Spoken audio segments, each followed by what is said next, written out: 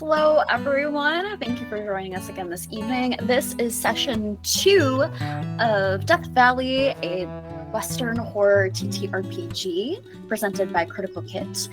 This is a work in progress, currently being developed by Critical Kit and written by Aaron Bryant. And so this session is, again, session 2. If you want to see part 1, go back and check our page. There's highlights as well. But if you need context, I will give a little bit of a recap, but you really should go back and watch to get the entire context. And meet our characters. Speaking of which, if we can get some introductions, Aaron, would you like to introduce yourself? Who are you and what do you do? Hi, I'm Aaron. I write the game. Writing is a hazardous profession, people. This is the paper cut I got. No, it's not. I play Rattlesnake Roberts, who is a bastardly skeleton man out for revenge. Next, Tim, would you like to introduce yourself? Who are you? Hi there, my name's Tim Roberts. I am the founder of Critical Kit. I create tabletop role-playing games for a living, and I also publish them. And I am playing Bryant Boogie Briggs, who is a vaudeville hellhound. Alex, you next. My name's Alex Biedenbach, and I play Sawbone Sally, a local Dr. Barber and friend to all monsters. Mike, would you like to introduce yourself? Hey, I'm Michael, and I'll be playing Tinkering Terry, who's a gunsmith turned revenant in an unserious fortunes of events. However, hopefully gonna get on his luck again. He's finally gonna take his revenge out on the people who murdered him, in a way. And my name is Rowan. I will be your GM or Lawmaster for the game. And if you would like to know more about Death Valley, to have some context, you can go ahead and follow the QR code or the links that are around. You can also head over to Critical Kit's website and check out more about Death Valley and also go to back. So without further ado, let's go ahead, let's get started.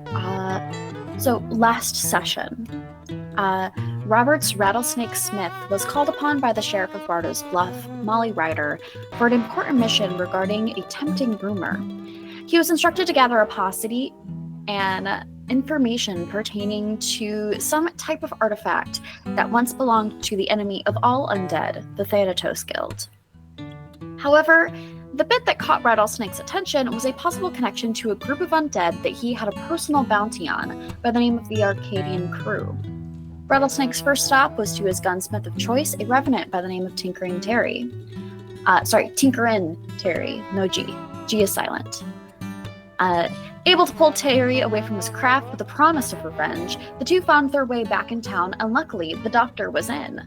A traveling snake oil sales zombie by the name of Sawbone Sally agreed to join the boys, motivated by the siren call of cold hard cash.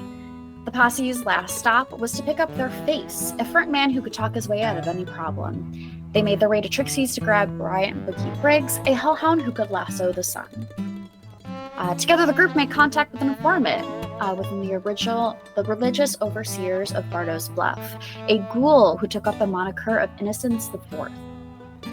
Innocence, through coaxing of food and drink, revealed that the Blackveil Church has sent a group of scouts to investigate the underground tunnels of a Thanatos Guild's abandoned hideout. While there, this group found an interesting artifact that was alleged to be a Reaper weapon prototype. However, before the group could take it, they were ambushed by the Arcadian Crew and nearly wiped out. The few that made it back reported this to the church, who became very interested in this artifact. And Innocence offered a lavish reward to the group if they would turn it over to the church. Last we left the group, they were performing some downtime actions, spent gathering information and supplies before heading out. Sally heard from a pair of gossiping ghosts that the town's perspective on the history of Shady Rock, which is nearby the abandoned Thanatos Guild site, and rumors of Reapers patrolling that area. Meanwhile, Roberts had a one-on-one with his second best frenemy, a revenant deputy, who still had some silver bullets left on him. After losing to Roberts in a game of cards, he reluctantly handed over 2 silver bullets. Terry and Boogie went to the town's archives to see if there was any literature on what this artifact could be. With the assistance and agreed mutual silence of the archivist Tasha, the group learned that of a series of weapons designed by Reapers that were meant to capture souls in a more discreet fashion. The posse reconvenes near the sheriff's office, ready to finish up in town and head out while the night is still young. So, Terry, last we left off, there was something else that you needed to get done, right? Yeah, I still had one more action that I could take. Why for do my you have downtime. one more action than everybody else in the downtime actions, Michael? I'm jealous. How did you get this ability? That is a great question there, Aaron. That is because I took the specialty City Slicker, which essentially allows me to have 2 downtime actions whenever we have downtime, really. So I'm better than you. Anyways, I think that's I could technically research something that I might be wanting to make for somebody. I just don't know. I think I already finished Aaron's little mini scope that I had made. Yes.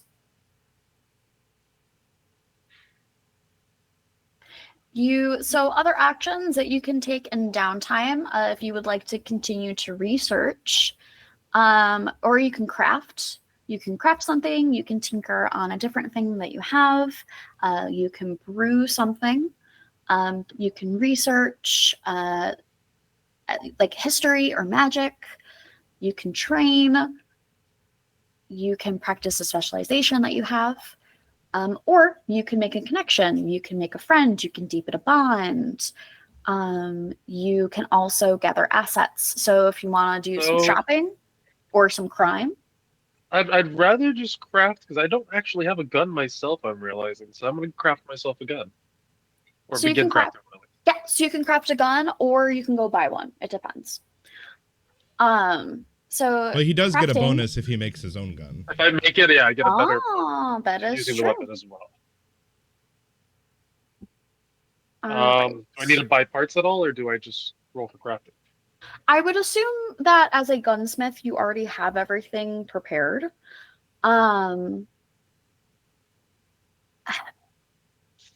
The problem comes with how much time are you willing to spend on this, because everybody else is ready and they're kind of waiting on you, unless other people want to, like, I will allow just like a really quick. So if he's building like a tier 1 item, which is just like a basic gun, it won't take him a whole lot to do. He can spend his downtime action working on it, and then we'll move on, because he gets 2 of them. But if he's building a tier 1 item, he would need 5 successes to finish crafting the item, and he could spend downtime on the road if we have it finishing it up. But basically he would just spend his time starting it. If he gets 5 successes somehow, he built a gun. He just succeeded. All right. I mean, sure, we might as well roll for it. And I'll kind of determine at what level it's finished. So, Logs me out. Just one moment, sorry. hey, you're good. Unless you'd like to roll for me, I have 4 wits and 3 engineering, so I believe that's 7.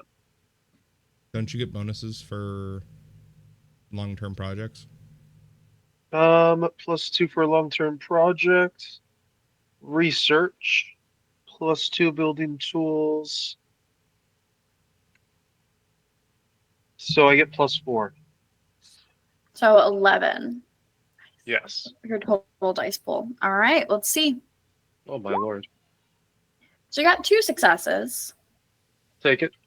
So Did you want to push your roll and re-roll any of these to try to get more? Oh yes, of course I would. All right. That cost us Swiss, buddy. However, I have a rabbit's feet, so I can do 1 reroll a day. Do you want to means spend you it can now? reroll 1 dice. Just 1 dice. Yes. You can spend it on the 1 that is there, and you won't have to spend extra stress to reroll that. Could I choose to reroll everything but the 6s, of course? Yeah. Then I'll take the stress. Okay. And then I can re-roll it this time as well. Okay, so you'd be re-rolling 8. 8d6.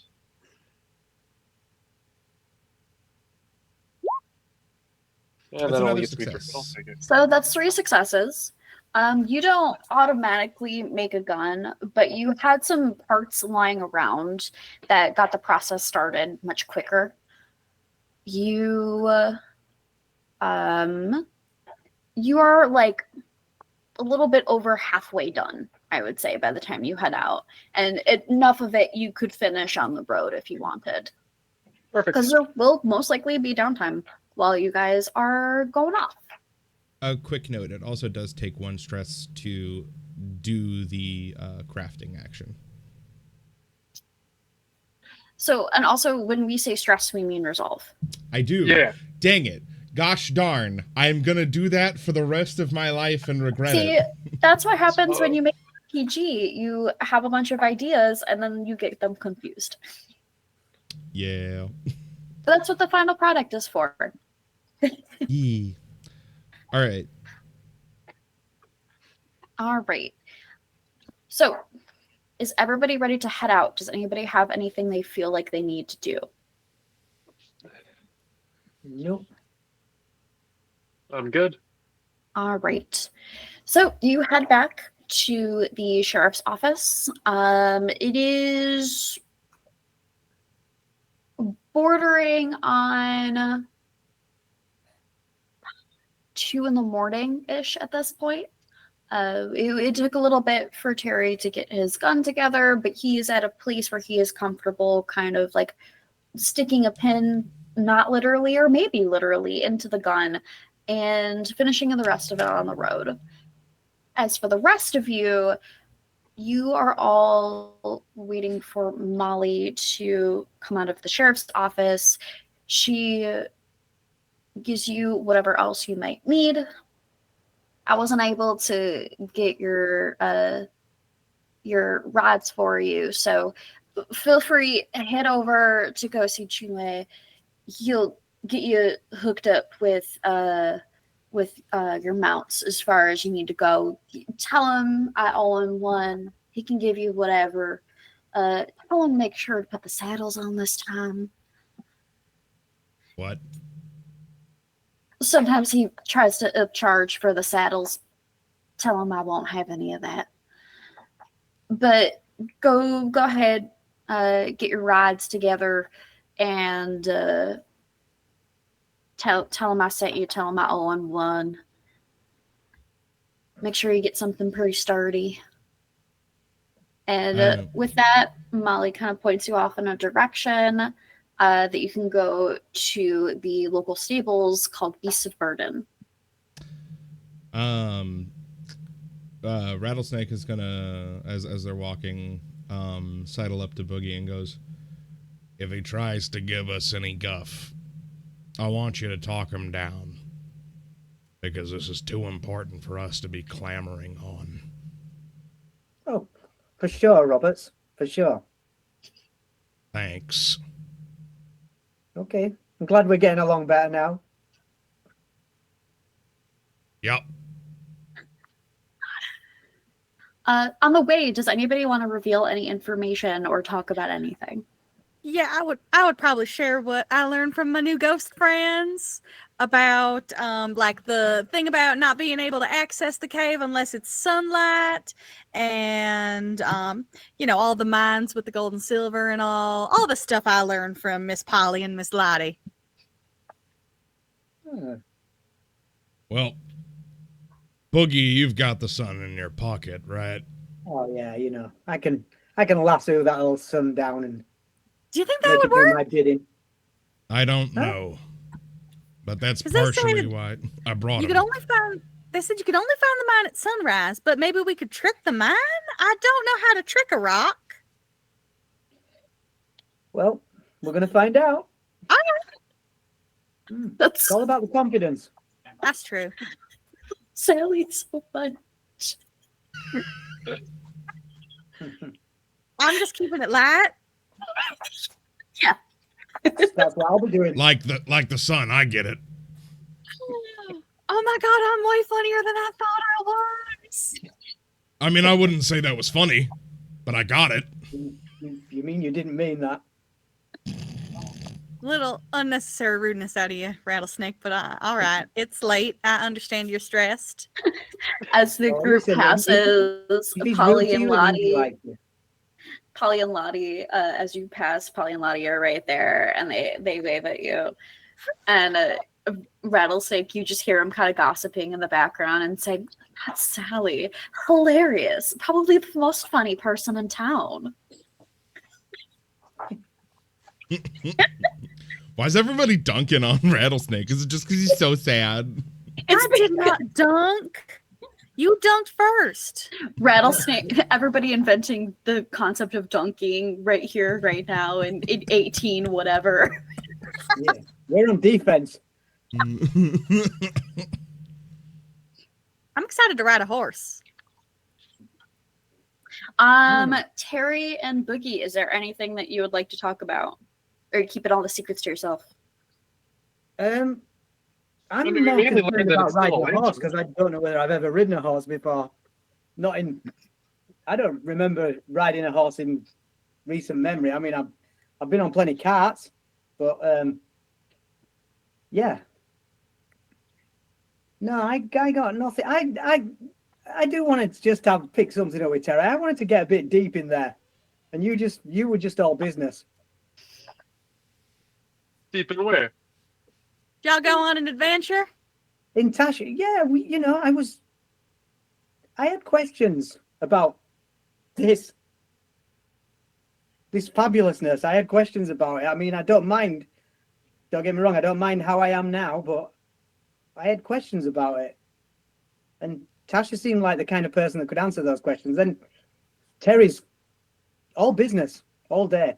I mean, Boogie, if you want me to go in and rustle around in there and see if I can answer some of your questions about all your fabulousness, I'd be more than willing to. I got a scalpel that is pure fireproof and will not melt if it gets right into your little pelt, as it were. There's a scientific reason for everything. Well, there is. Just because I don't know it doesn't mean there isn't it's one. not that bad. It's something. It's something I can find out later. It wasn't that important. Maybe it was better that Terry was, not getting sidetracked. I do tend to get if you sidetracked. change your mind, yeah, you let me know. we were on a time crunch, and I just wanted to make sure we got everything ready.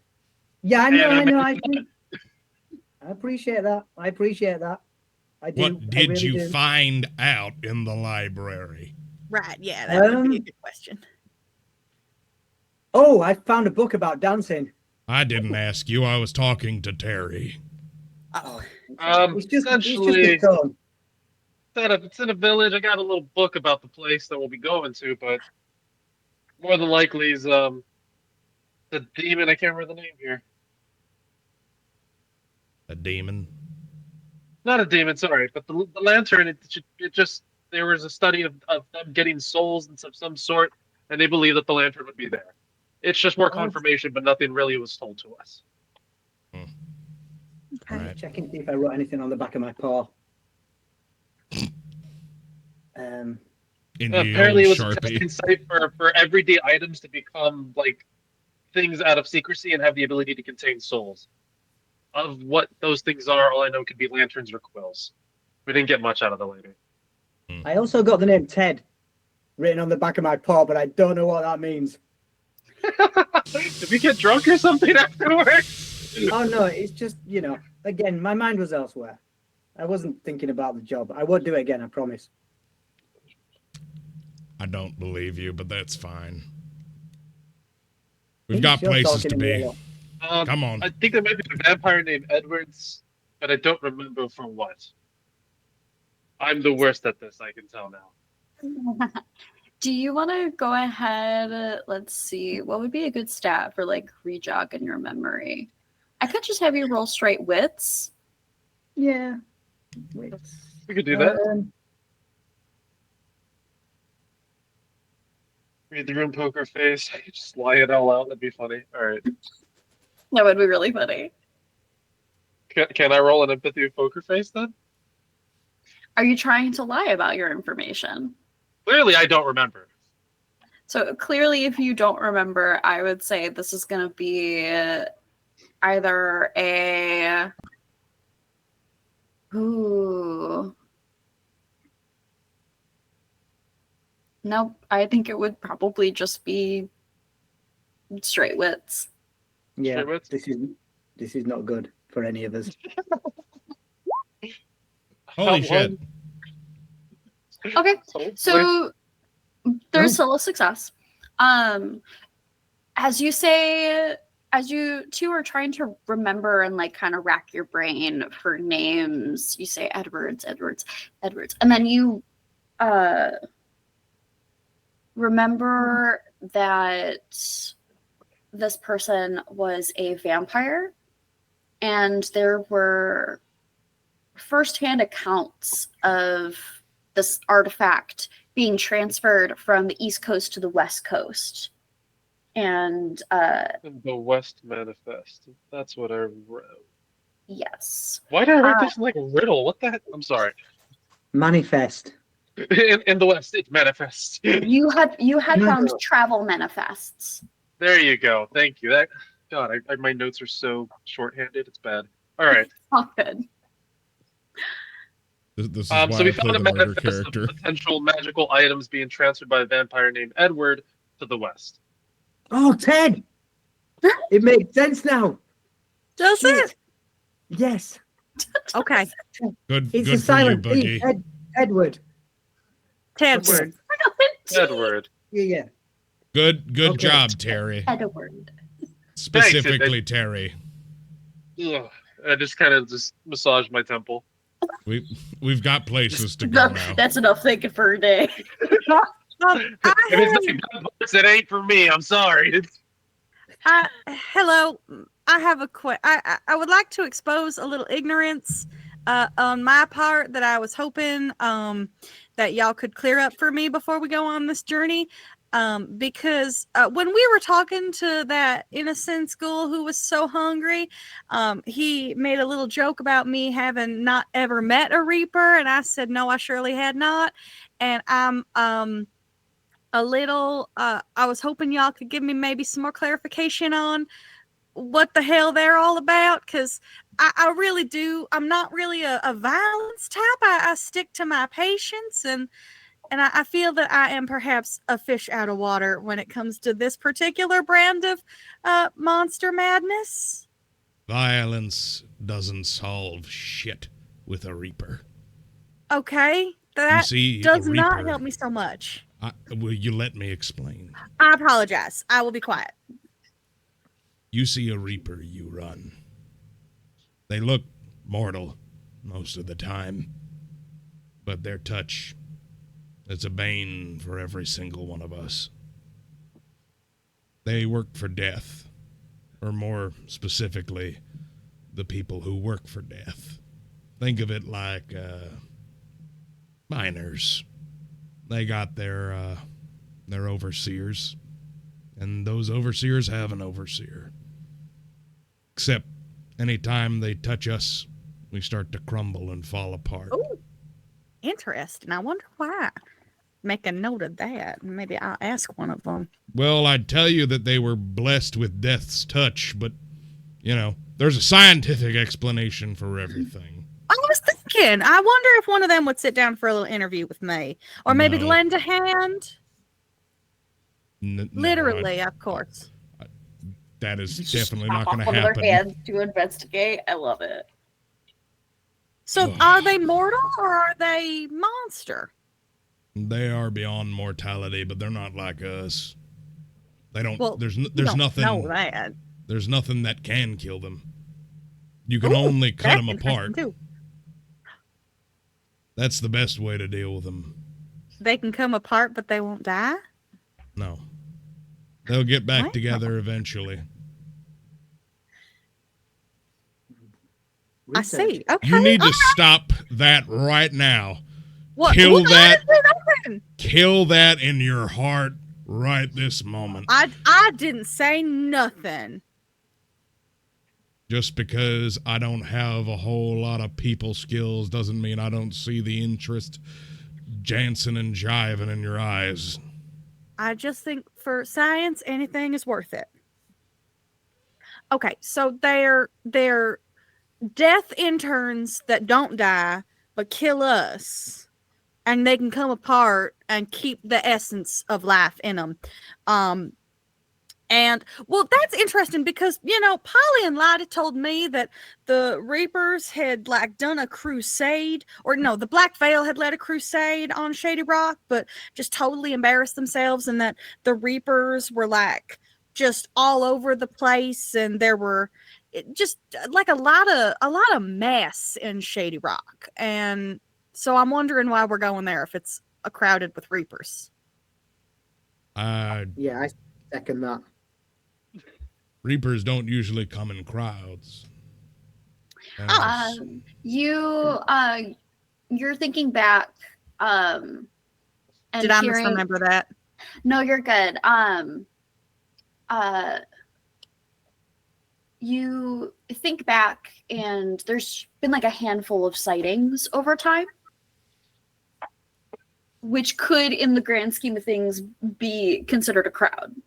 Oh, I guess I had just assumed when they were talking about Reapers, just because it comes plural, that it was a bunch of them. That's a me. I got it. No, you're good. You remember let's say your conversation with Lottie and Polly continued further on, and you had asked them like a single question about Reapers. And from the sound of it, it sounded like typically they're kind of like working solo. Okay. But there had been multiple sightings over the years. Okay, got it.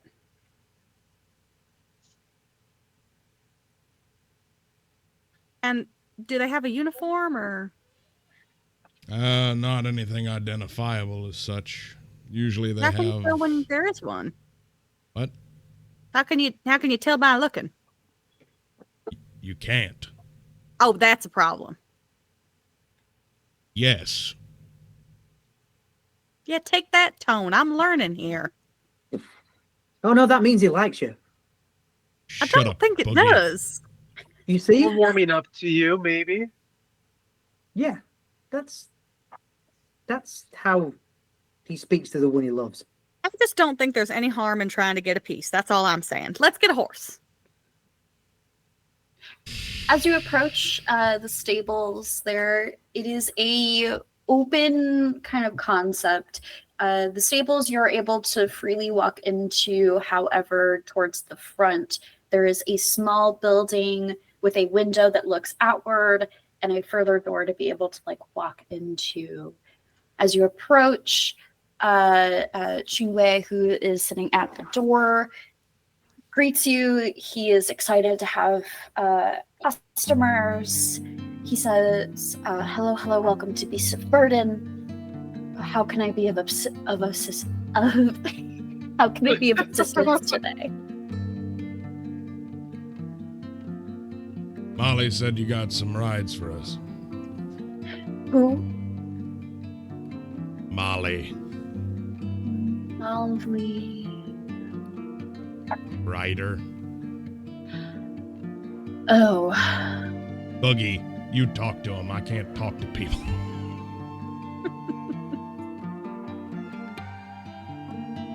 And then I will Molly step away. said Molly sent you, I suppose. Boogie. Yeah, but I'm just a bit concerned. Do any of these four-legged fiends have like any kind of like ticks or parasites and things? Because I'm a bit susceptible to. I got something for that. Don't worry. Yeah, but listen, I've had stuff off you before and it hasn't done the job. Chunwei does look really kind of offended, being like, if anything, my creations are going to catch blight or mange from you. Oh, snap. Anyway, Okay. I have the best quality creations, and this way has very like his compared to Tasha, who you met in the archives. The necromancy is really potent. He's kind of almost glowing at all times.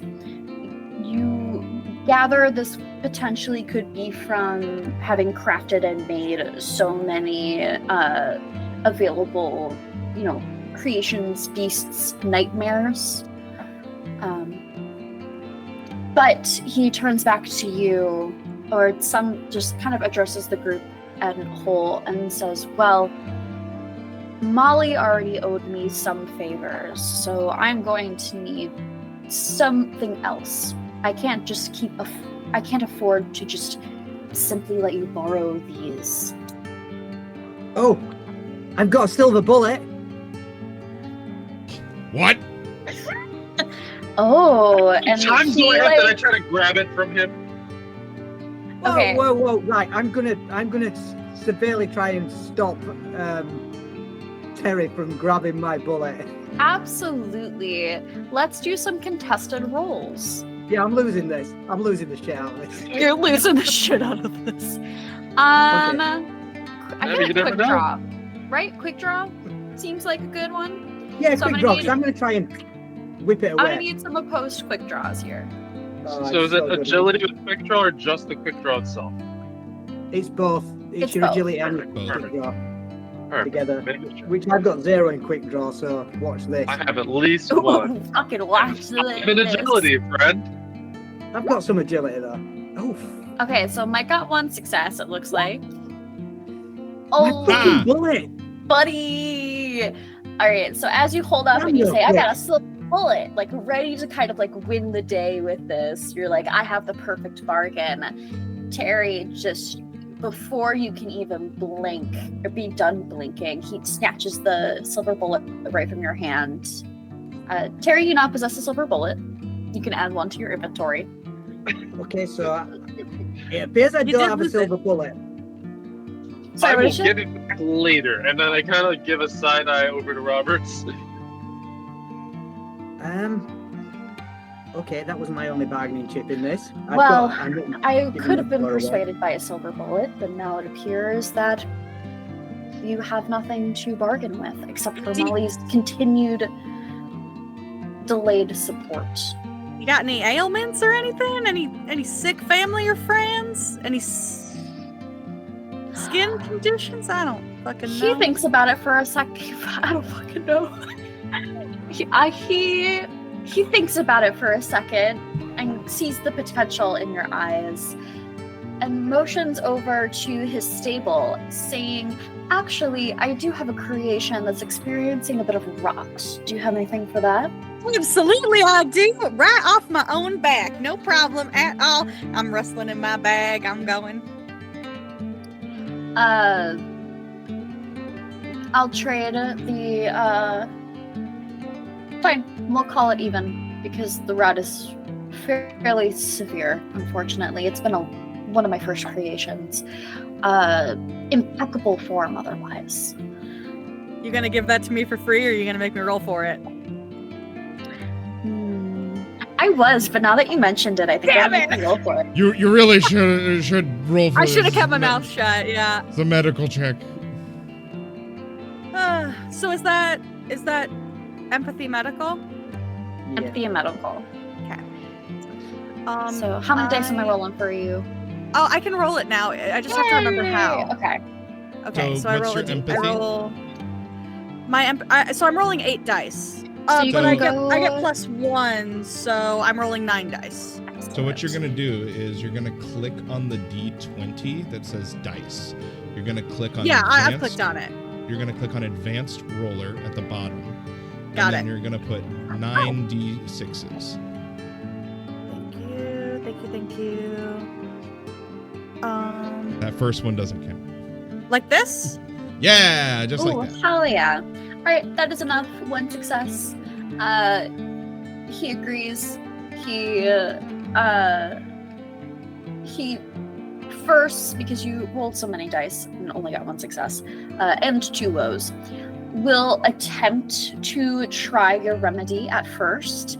He applies it to a small part of the rotting hide of the creature that he has created, sees it beginning to kind of correct the color nearby, returning more to a general, less decaying flesh color. I'm not quite sure what your amulet does, but it seems to work. So he agrees. He then says he will call upon you in the future for further assistance. You have another customer. You just be careful with that, because the ingredients are a little hard to come by and a little painful for me. So, you know, gentle touch. Well, it's hard to procure, that it does seem that it is a worthy trade for 4 steeds. In the future, I would be offering coin in exchange. So I don't got none of that. So everybody, I have a whole list of nightmares for you to choose from. Would you like to roll or choose? I think we should roll and let fate decide what our mounts are. Oh, absolutely. Definitely roll you. Would you like to Fine. choose? I wanted to pick We're my not horse. nightmare connoisseurs. We wouldn't be able to choose of our own volition. Let's. Everybody, please roll me a d10. Oh, D. Yeah. I got 10. 7. That's lucky, right? That is lucky. Okay. I am a little disappointed that nobody got my favorite one, but that's okay. Boo. I wanted to. So we will. Very fitting. Aaron, we'll start with you. You are led to a stable for a nightmare simply labeled as a grizzly. It is a level 1 nightmare, and it is just a reanimated bear. Cool. Alrighty. Alex, you rolled an 8. Yours is also a level 1 nightmare. It is simply a reanimated Mustang. Oh, its name is Spirit. Yes. Let's see.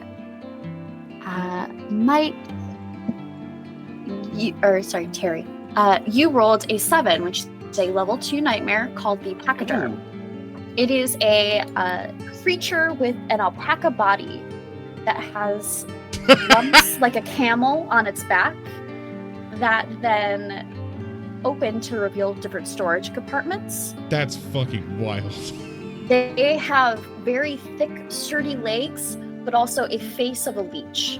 It looks like Sorry, a white's face was put onto this nightmare, this creation. It's called an alpacaderm? It's called a pachyderm, yes. Pachyderm, okay. Alright, You no, I love just it. got an alpaca with camel humps for extra storage and a fucking leech face. No! I forgot Tim, you do have the worst one. Okay. Can I just say before you tell me what it is, it's going to be called Floss. Aw, Ross is Okay, very fitting. You got a level 3 nightmare, simply referred to as the centipede. It is a long skeletal body that is stitched together from rib cages and spines. It has a deer head that is slightly skeletal just on one side. There are deer dozen. What was that? A deer head. A deer head, yes. So it does have horns as well. There are cool. dozens of legs on the underside of its body that is a mismatch of human feet and hands, as well as hooves and claws. And you, That's the perfect name for the bone monster. Right? Out of game, who thought Floss. of this? what was that? That's all That was Rowan. That was me. Every Right. part of this This is is- canon. We're putting it in. That's so This good. needs to stop. This needs to stop. I mean, or you could No, go it's to fine. stable. Go back. Would you prefer to go to stable number 6, which is my favorite? I want to know. I want to know what's in stable I 6. wanted number 6. Mike, do you want number 6? Whoever wants number 6, I will let. Because I want it. I think it's. Well, funny. I'd rather have it because I don't really want 100 weird legs. Oh, Okay. I want Thank you. 100 weird legs. Can I take the centipede? This is the bit where we spend the rest We're of the just session- trading Right, fucking ponies. You Okay, can have the 100 so- legs. My So- Oni pony. Sally has the centipede. Boogie, you're going for stable number 6. Stable number 6, please. All right. This is just a straight up horse. It's just an alive regular horse. Its name is Debbie. What is it doing here? Living its best freaking life, my friend. I feel like I have just saved Debbie. It is I well really- taken care of. A beautiful, beautiful mare. This guy doesn't realize he's just giving away a living horse. A horse called Debbie, the horror. I Quite the feel mystery. so bad for Debbie. Oh, I want the weird one with all the legs back Right, again. I'm gonna need the- Wait, I'm no, gonna you- need that's the- no takesies backsies. I'm gonna need the Yours whole is table mine. at the end of Okay. this because this I mean, is let's I can great. give you the whole table now if you want. Fuck so it! we're I not want to super I off want to topic. hear them. The Okay, viewers must know. so From the first point. yeah, so I leveled it, and then Debbie was number 6. So Debbie is the normal one, but there's 3 like levels of nightmare that get progressive. Like 1 is the most like level 3 is most nightmare. Level 1 is like regular kind of. So level 3 nightmares, you have the basilisk, which is an elongated, partially skeletal ostrich body that uses tendrils on its underside to slither and grab. It also has a fully skeletal head of a boar with tusks and a shark fin tail. What the You fuck? have the scorpion, which is a big bison body with 4 legs, 2 forward pinchers that are going across that are made of sharpened bone. Something somewhere is oozing on it, but it is hard to tell why it is oozing. It doesn't have a head, it simply just has an eyes and mouth stitched to the front of its chest, and a long skeletal tail, also made of sharpened bone. And then there's the centipede. There's also, so in level 2 nightmares, you have the Pegasus, which has a horse body but slightly rotting, 4 wings on each side that are stitched into it, and for its head, it is just one long elephant tusk that is like protruding from its neck. What the fuck? The next nightmare is another level 2. It's called the reindeer. It is a large elk body. It has 6 muscular legs from different hooved animals. It has 4 horns and 8 eyes. And then the other one that you could have gotten was just a simple level 1 nightmare called the blue, and it was a reanimated bull. Cute. Okay. Oh. What's going through my mind now is someone's gonna have to tell Vincenzo all this shit. This is what's going through my mind. I when want he's this rolling. stable so bad. Do you want the centipede? do you want the centipede? It's mine. No, I mean like to be drawn. Oh well, yeah. You So what absolutely is should that because the this centipede is genius. Tim, Inspired. I demand this entire stable is drawn. I Yeah. will leave. I want the centipede. I want a Everywhere. picture of the stable with the centipede on one side and Debbie on the other. Yeah, absolutely. Vincenzo. Absolutely. And honestly, out of the 2, I think the horse is probably the one that's going to be harder to draw. Oh yeah. yeah. Okay. Yeah. So, horrifying nightmare stable time aside, I get on my grizzly bear and I get the fuck out. So again, you have the grizzly bear. Mike, you A roll pachyderm. 8. You have the pachyderm. Pachyderm. Alex, you have the centipede, and Tim, you got Debbie. What's Debbie? What's Debbie's? You know. Color? Debbie is kind of spotted, so she has a tan hide with like a white speckled butt, and she's got little socks and long black hair. Okay. She's So, very beautiful, exceptionally well taken care of. This is a very Good, so loved animal. So I'm definitely not going to draw any attention to myself while I'm riding across the desert. Good. Absolutely not. That's Unlike good to know. everyone else, as we're writing Yes. horrors beyond imagining. I just opened up my alpacas and pumps. What are you talking about? As you start to like store your stuff in there, like Store little the- compartments. You have a whole ass workshop in the fucking It's alpaca. mobile workshop. Perfect for Terry. It really Really, is, really. kind of. Well played, recovery. Okay. I feel traumatized in the best way. Let's fucking go.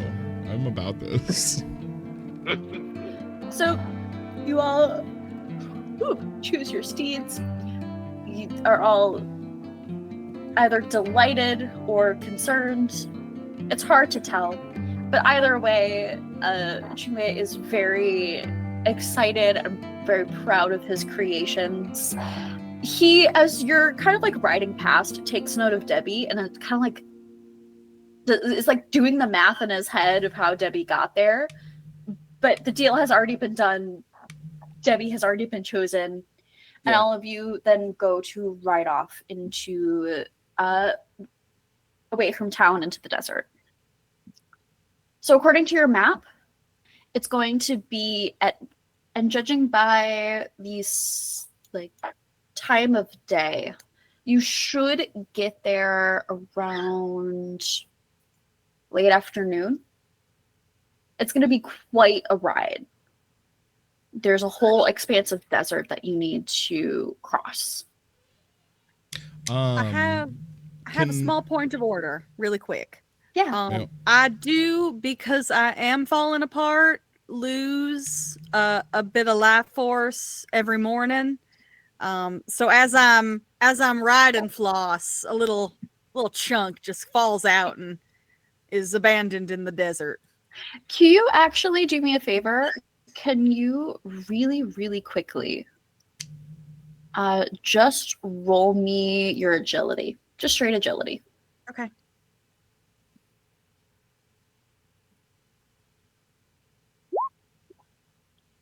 All right, no successes. Unfortunately, you notice the chunk kind of slosh off of you, and it kind of pachinkos around in all of the various ribs of the centipede. It does, unfortunately, fall to the underside of the carriage and get squished, so you're not able to recover that part. That's okay. I'll figure it out. It was like kind of a fun song, because it literally kind of like ding, ding, ding, ding, ding, ding, ding. Floss is so talented. What the fuck So is talented. happening? I love this. You wouldn't shit understand. So much. It's a horror western. Yeah. We're in it. You're set in. I'm so You happy did right now. this. You asked for this.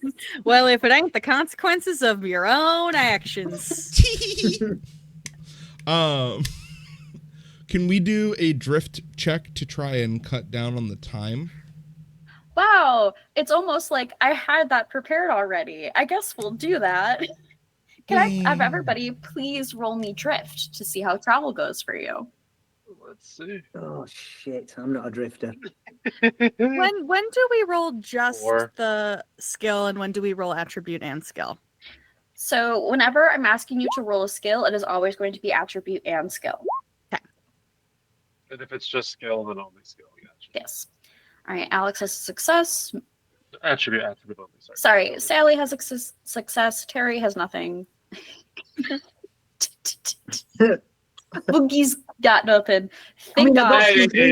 Robert's Rattlesnake, being the loner he is with 2 successes, does manage to keep Terry and Boogie from just kind of getting lost, essentially. I don't even have a point in drift. I'm You're just just that that dedicated. Yeah. Same. You're just Also- that dedicated to not being in town. Also, keep in mind, Mike, to make sure you're using your Revenant bonus whenever you might be able to.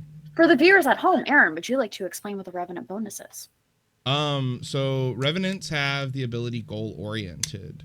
And once Dawn, whenever you're doing something that leads you closer to your goal, you're allowed to re-roll for free one time. Oh.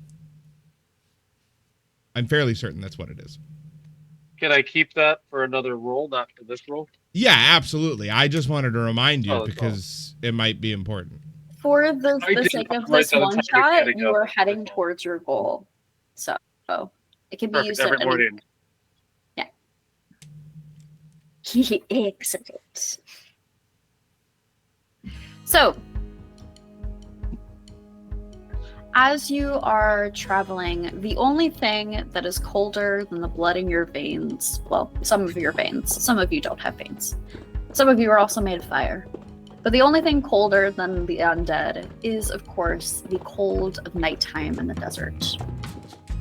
The moon is a little lower in the sky, and the world is still clinging on to sleep as you start seeing lines and mist of green in the background. The sun is not quite ready to rise, and that's okay because the cover of night is probably going to be well needed. There is a light in the distance that Roberts sees. It's a small flicker on the horizon towards the end. The campfire. Is it a campfire? I would bring everybody else's attention to it. So, this is probably a group of mortals. I don't suggest that we run amok of them.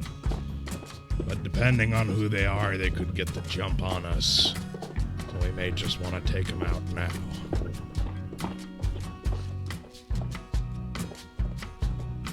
I mean, we don't have to kill everything we see. That's I why haven't killed said, anything I've seen. I mean, they'll kill us if anything, yes. Yeah. if I we don't can know. sneak I mean, past them, I say we sneak past them. But Okay, I'm just warning. let's have plan A, B, C. A, sneak past. B, reason with them. C, kill them. Right, so, Think Boogie, they'll reason with us. you do realize that if a mortal sees us, we gotta kill him, right? Yeah, Not I was gonna say, am I the only one against just killing them?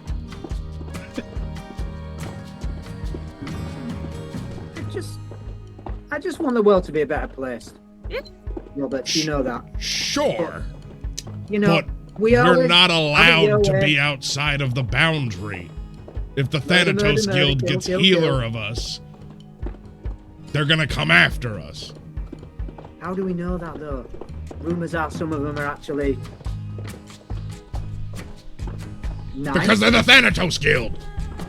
Oh shit. Their How do you know entire that? order is dedicated. I don't know that they're the Thanatos Guild. I just know that if a mortal gets back to the Thanatos Guild with a bunch of undead wandering outside of the boundary, the Thanatos Guild is going to come after us. Ah, okay, I get you. You're making assumptions. I just need more ingredients. I don't really care about the, rules or whatever. This is why we can't meet new people. Okay. I'll tell you what. You head on up because you've all got such normal steeds. I'll stay at the back. It's about time you learn how to socialize. Come on. So I'm going to try and sneak past. Are you trying to sneak past on your steeds, or are you getting off of them, leaving them somewhere, and then approaching? I would. We're basically at our destination at this point, right? You're on the way to the destination. Okay, well, if we still have ways to travel, I would try and go around this group as much as possible, but I'm not leaving the steed behind because time is of the essence. This is a big ass desert, expanse of desert, right? So we can, if we're gonna try sneak, we can go. It's gonna add time, but we can go well out of our way, right? It's up to the group if you would like to. It is the most direct path is passing them. And also, is it really sparse, this expanse? Because like Faith, we'd have to go along. We'd have to go horizon out of the way to not be seen. It's pretty. I mean, the pass would probably bring you within, let's say, like 30 yards of the group. Like you're able to kind of give them a wide berth, but you will be like within line of sight. As far as the desert area, it is very dry, cracked earth, but there is vegetation. So there is cactuses, there are large groupings of rock, there's cover if you needed it, but with how large your steeds are, it would be a little kind of dicey. It's a shame. Can we not I know, we gotta take these. You've got to take your steeds. You see, you should not have chosen those bizarre steeds. Debbie here is not going to raise any suspicion. Right. Okay, let's, Just Debbie the was- hellhound riding it. no, let's fucking sneak. Let's sneak. Excellent. All right, everybody. So, I would like everyone to roll me a sneak check.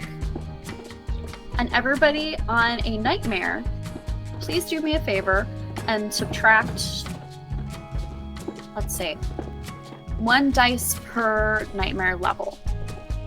So, I am rolling no dice. you're rolling no dice. Aaron, you're subtracting 1, and Mike, you're subtracting 2. I will be 5, subtracting down a to 3. total of 3 because I have the rattle of bones, It's just oops all bones. which is one of my banes that reduces my die pool on sneak checks when near other beings, living or undead. So my total for sneaking is going to be 4 dice. Ooh. Ah! Ooh. Right, 6. Not Well- the 3 1s. Dang. Debbie, fucking Hey! go. I really hope Debbie doesn't die.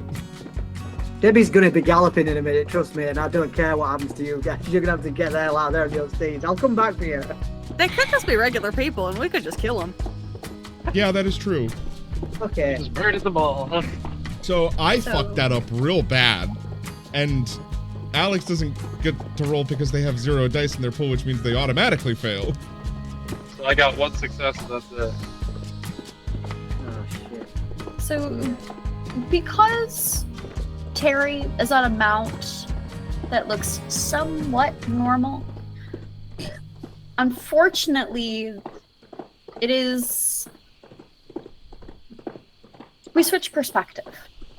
There's a group of mortals that are sitting around a fire. There's one person who's keeping watch, and about 4 others who are in various states of rest. Some are tossing and turning, some are snoring. The person who is keeping watch is keeping the fire going, kind of getting ready for it to be morning. Breakfast is on the way, making note of supplies that they have. They are all armed. They have their weapons near them, either knives, rifles, revolvers, things that are close by, within reach, in case something is needed. In case something is needed, when what sounds like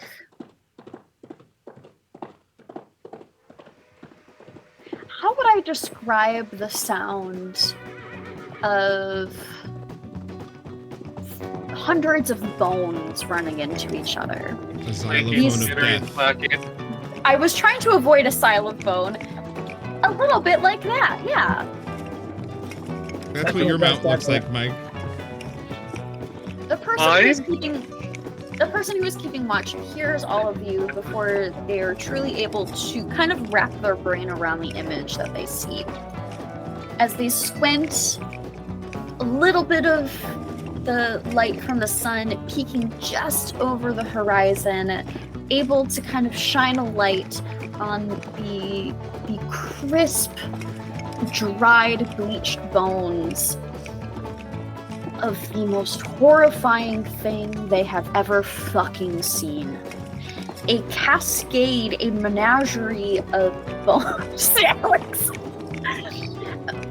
Of just bones and dust flying out from underneath as they see what they believe could only be one of the 4 horsemen of the apocalypse, as another comes out from beyond and seeing a decaying horse that is just almost completely skeletal on one side, clacking very slowly in its direction.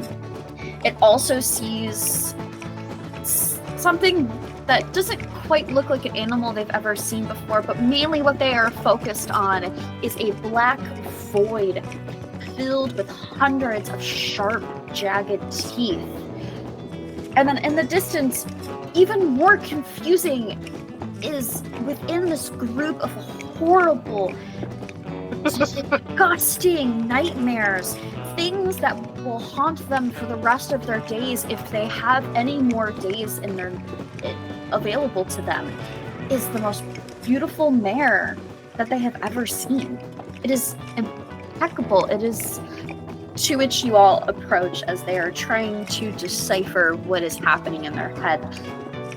You hear, as you are approaching, sound trying to leave their struggling throat as they try to call, but really truly what awakes and alerts the rest of the members of this gang is the person who is keeping watch shakily raising their revolver and taking a pot shot at you. It goes wide, it doesn't hit any of you, but the sound of gunshots does alert everyone else. They shot first, we can kill them. Morning! I hate to agree, but oh boy. They clearly got hearts. Well, So I can't will argue say, with this does kind of work a little bit as an ambush, if we wanted to try to do ambush rules, because most of them was asleep. And we put the fear of God into them. Yes. So you all do take actions before they are able to. okay. I'm fairly certain we made them realize there is no God. The only God they need to worry about is me. Okay, so I have Belly is magic fastest. power. I have fastest hands. You can choose your initiative in regular combat. When you're dueling, gain +1 at quick draw. If everybody is fine with it, I can go first. Try and execute as many of them as quickly and efficiently as possible. Just hopeful that they don't suffer. Do you? I mean, I don't see a reason to make them suffer. They're just a bunch of randoms. No reason for it. All right, so I am going to shoot with my revolver. My sharpshooter and agility are 8. My bonus for my revolver is 2, so that gives me a pool of 10 dice. When I am using one-handed ranged weapons, I may aim even if I've moved. So while I'm barreling down on them, I will take the aim action, which gives me another 2 dice. And then during the first attack made into combat, I can spend 2 resolve and add my quick draw to the attack roll, which will give me a total of 15 dice. Awesome. This is what I do. This is my whole fucking shebang. I just really hope I can kill the majority of them. So that's 15d6. You fucking useless goddamn dice. I'm so mad. I'm spending another resolve because I'm gonna reroll everything that isn't a 1 or a 6. So that is 1, 2, 3, 4, 5, 6, 7, 8, 9, 10, 11 dice.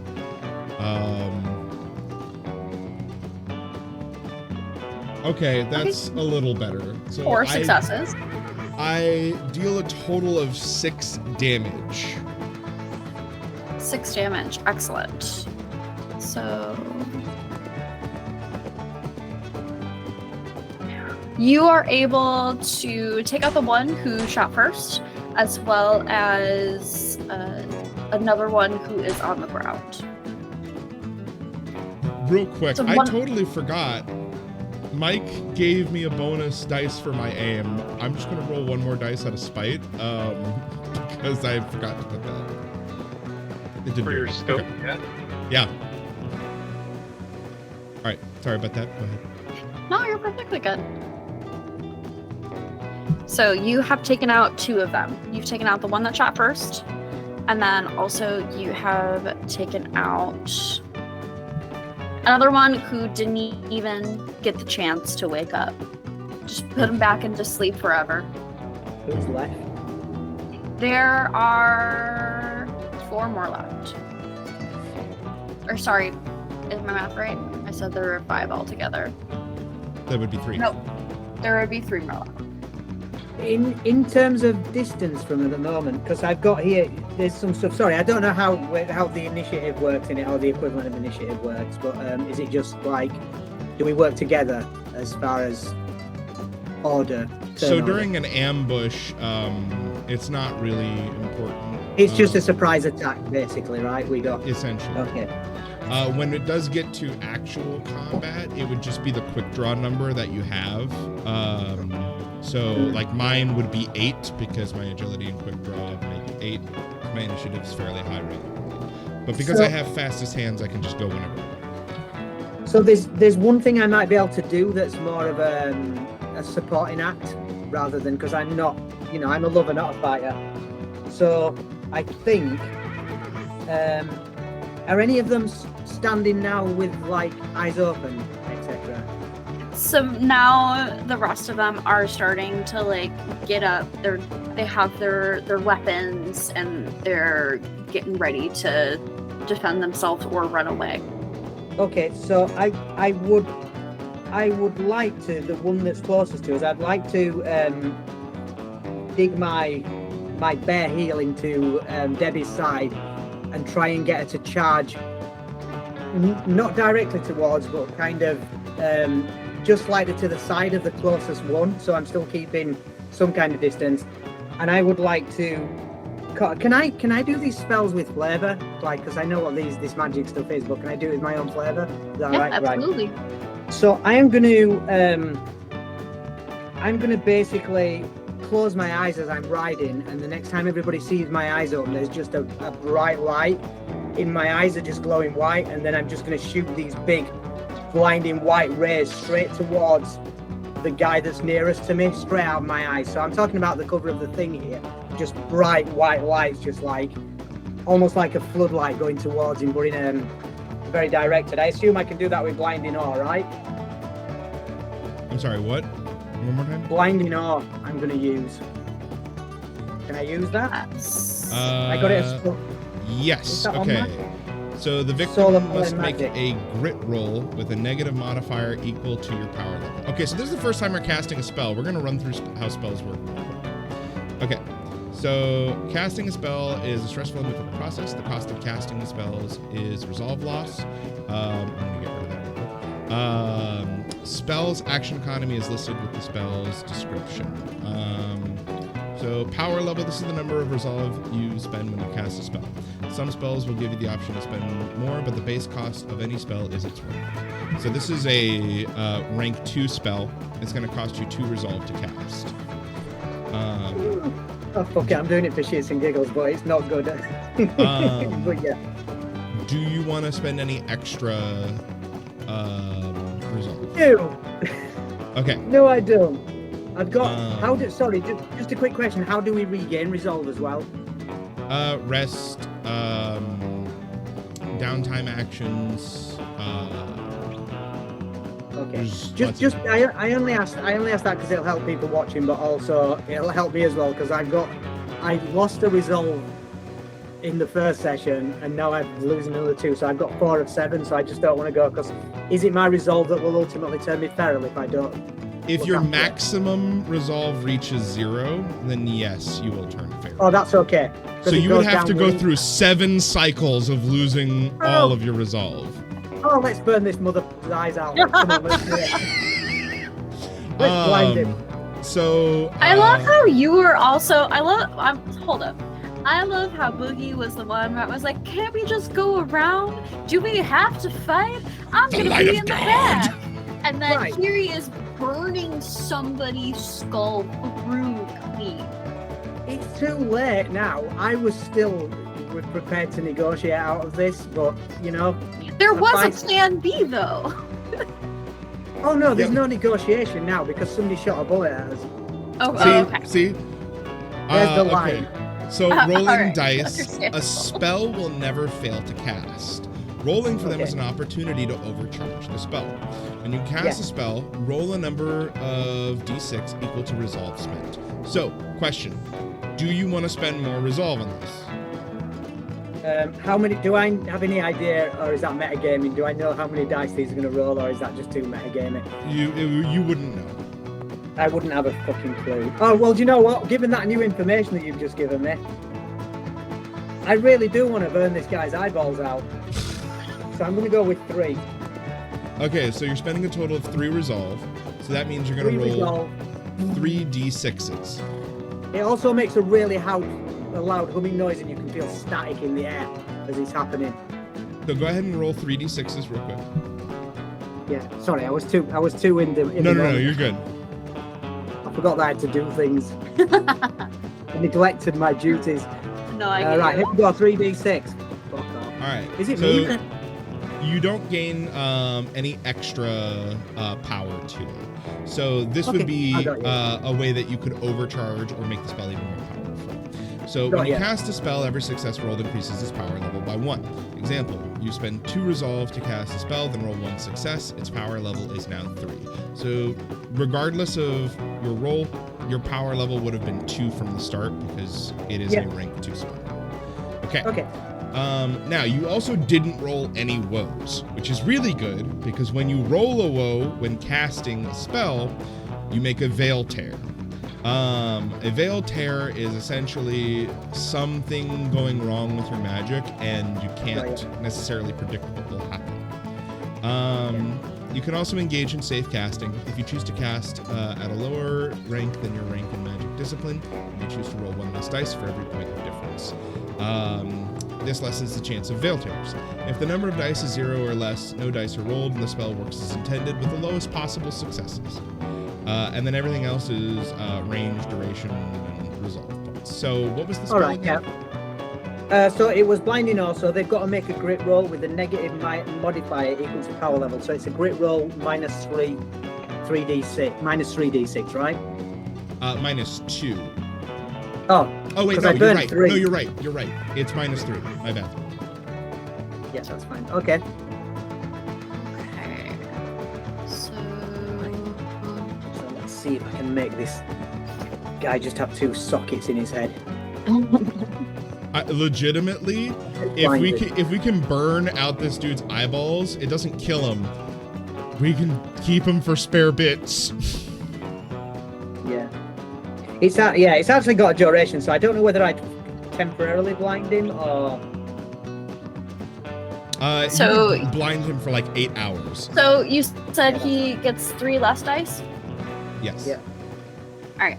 Well, he doesn't roll any dice. Oh well. There we go. So as you all are approaching and you're riding, Boogie takes the initiative to catch whatever sunlight is coming up over the horizon. He charges his eyes, you hear a humming, and then you start to smell ozone as light shoots from his eyes in a piercing hot white beam directly through into the eye sockets of one of the humans. The skin around begins to burn and fray and sizzle away from the eyes. It reaches down. You start to smell burning hair as it goes from the backside, and the beam continues into the ground, creating a bunch of ash behind him. He is pretty thoroughly dead. You have shot directly through his eyeballs into his brain out the back of his skull. Whatever brains were left do start to leak from the holes that were newly burned into the skull. But the brains are still charred, and it comes out more in clumps than just straight jelly. I'm Okay, totally gonna- fine with this. The spell does no damage though on its own. It blinds people, but I'm okay with that as well. I'm just going to turn around to Rattlesnake and just go, right, looks like we're doing your type of negotiation. Okay. Actually, I do think it would be kind of funny if this person who has no eyes does actually manage to hit one of you. So he is going, just as a quick, as he's having his eyes burned, one last shot, he is going to just do a little roll. No, it goes wide. Well, Just for flavor. To add some drama. why not? That is Sally and Terry. What would you like to do? Terry, if you've got ideas, go for it. Otherwise, I don't think my character actually has a weapon. I mean, you Not can yet, So, unless you want to like, go up gunsmithing tools? and like rip a person to shreds. I got Well, a just gun. You somebody want my that can gun? hurt. May I? Come get Sally's gun. How I polite. go to Kelly. Well, thank you. And I aim right off into the mortals. I'm gonna let Terry shoot for a little bit, and my plan is to ride the centipede over some folks. Okay. So, I'm gonna roll off on my agility of sharpshooter, so that's 7. Not a weapon It's that I a made. it's a rifle, by the way. It's a rifle. Does it add any bonuses? I don't know. I was just told I had a rifle, and now I right. do not. Okay. Solid. 1 second. I will get the stats for that. Do you want to do Sally trampling people with the centipede while I look this up? Nobody shoot me then. I will attempt not to. Yep. Yeah, I'll do a trample. Excellent. Okay. So I would say the centipede has the centipede is not only terrifying, so you are able to kind of trample while this person is like scrambling to get away. The centipede, if I remember correctly,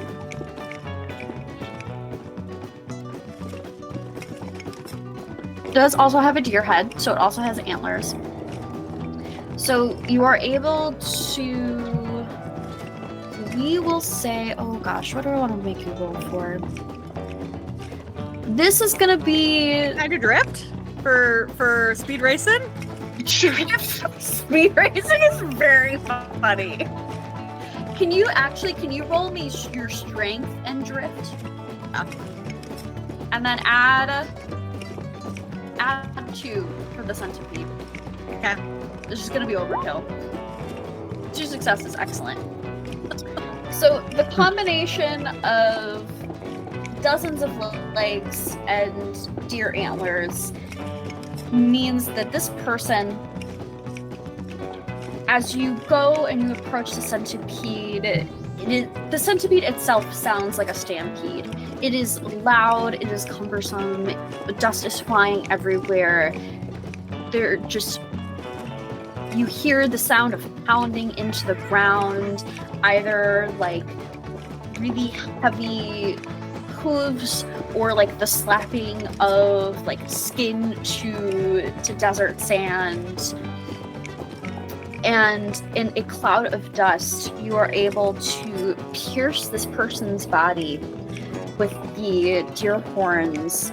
And as the centipede goes to like lift up its head, from the torso up is pierced onto the person, and from the like waist down gets pulled off and tumbling through the rib cage and the feet and the arms and the legs and the hooves and the claws, just disintegrated and shredded underneath the barreling body of the centipede. And because this person has taken significant damage, they are not quite dead just yet, you are able, if you would like, to have a little bit of a snack. Yeah, of course I do. The head is served up. This person barely holding on to consciousness, screaming in your face. I'm just gonna lean in and go, don't worry, I will use what I can find for science. And then I'm gonna have myself. I gotta do some healing for me. Okay, I just want to note, everybody acts like Rattlesnake is a jerk. That is the most terrifying thing in this group. Salbone Sally is a friend to all monsters. Gotcha. Salbone Sally is a goddamn icon. I will not take any of this. I'm not saying anything negative. No, it was. I took it as a compliment. Okay. Now, All right, I need help understanding before we get to Terry. So to heal, eat brains to recover 1d6. Oh, 2d6 of living. So I have a living victim. Does that mean that I roll 2 dice and if I succeed, then I heal? No, you heal the number that you roll. Oh, okay. Well, I only need 1, so I'm just gonna give myself 1. Not even gonna bother. Yep. What last thing? I just want to hop off Floss. I just want to give Floss a little pat and then hop off because once everybody's dead, I'm gonna start, stripping for parts. I imagine Sally has tells this person that they're going to be used for science as they are screaming in her face. Their breath hot and spitting blood.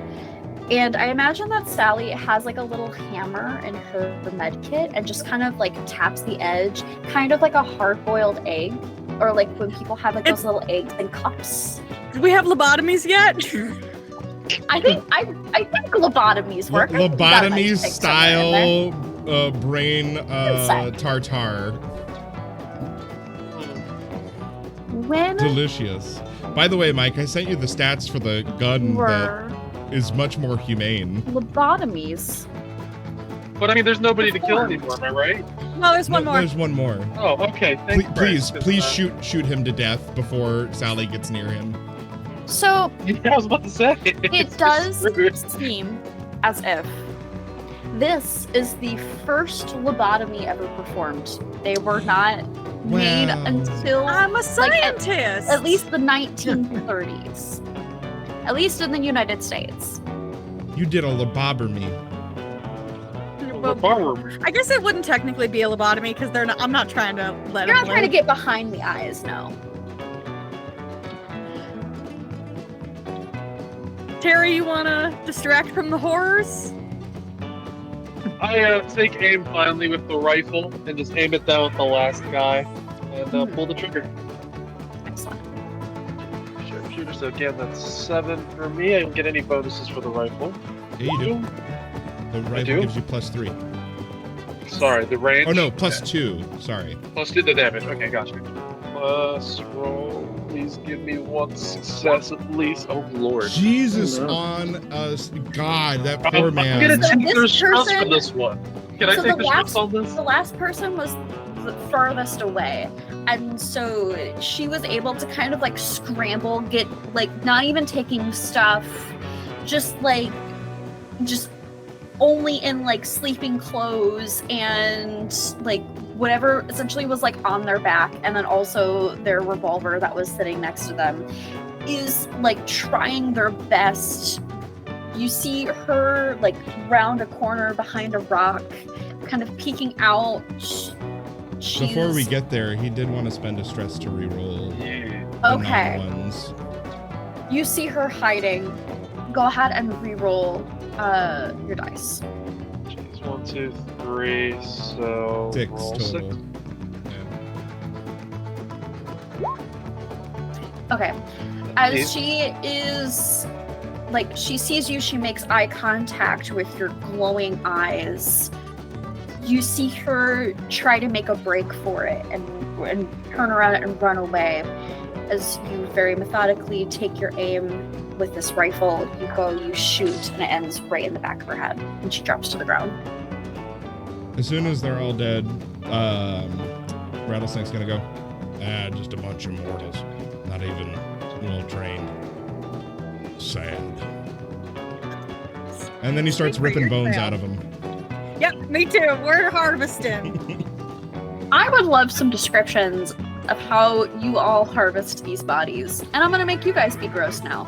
Okay. It's your turn. I take out my hunting knife and I de-sleeve people because for me the most important thing to have is hands for shooting. I don't much care for the main bit of them, but I run the knife along the soft inner edge of the arm. kind of just tear the flesh off and pluck the vessels from the arm. And then I yank the cartilage off of the connecting shoulder because I'm not very strong physically. I'm just not. But eventually I work it free after a few strokes from my knife. Excellent. Sally, what are you up to? I have a question. Yes. Do you want to be nice to me and let me have a bone saw? A sawbone without a bone saw? Thank Abs- you. Yeah. Thank you. Right. Well, let's talk about the process. I know that we all don't want to see how the sausage gets made, but You know, I was thinking that the entire time that you were eating the guy. I'm like, well, we don't want to know about the sausage. genius does not come free. So, originally my space was limited, but now I have a bone centipede that I can put stuff on, like tie it on, I imagine. And I don't got rope, but sure enough, human got intestine, and that's fine enough in a pinch. So I have a lot of processing to do, a lot of butchering.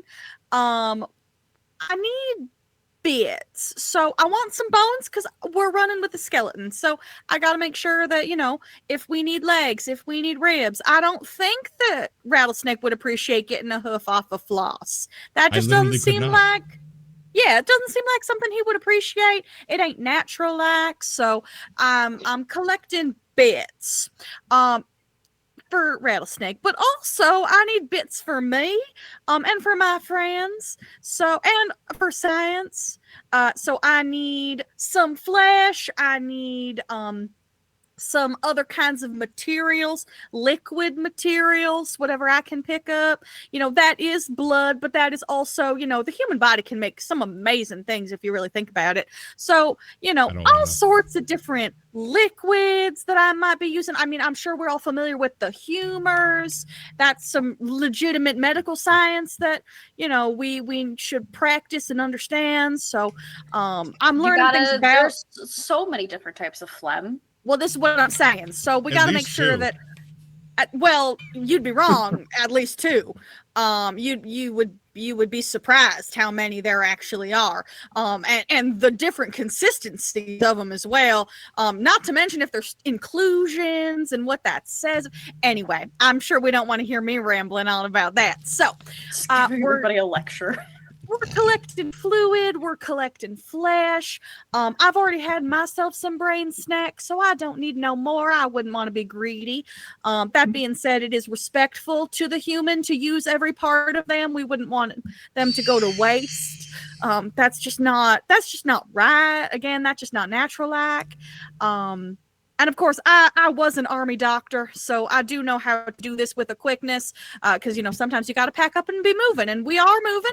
I think probably some hair as well. I don't normally experiment with hair, but I've been having some different, hounds come to me for mange, and I imagine I could probably cook something up with human hair. So I want a smorgasbord, Yeah. You are able to really make use of these bodies. You also absolutely, no part goes unwasted. No, surely not. You also make use of the various items that they have carried with you, so you're able to kind of separate the different parts into different bags and have them attached. You also to floss. There's plenty of space that you can pack on the side. And if Terry lets you, you can also put some stuff in his pachyderm. It's kind of like a cooler. Ew. Terry? Yes, Sally? What do you think about me using one of them humps for some of the more perishable items? I can organize my tools around it. Thank you, darling. You are just the peachiest. This is why I hate You're all welcome. other undead. Everything's so fucking wet with you guys. Oh, well, that's fair, but wet is beautiful. Just as beautiful as dry. Yeah.